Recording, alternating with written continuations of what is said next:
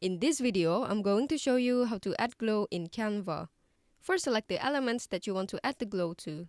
For example, I want to add glow effect to this image. Just select it, then go to the top toolbar and click this effects option. This will open up a panel on the left side of your screen.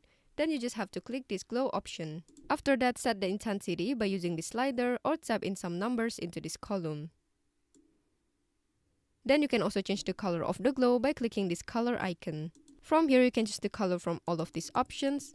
Or if you don't want any of this color, you can also add a new color by clicking this plus icon. Then use this color pickers or type in a hex code if you have one. Okay, let's do the same thing to the other images. Just select it, click effects, click glow, set the intensity, and change the color.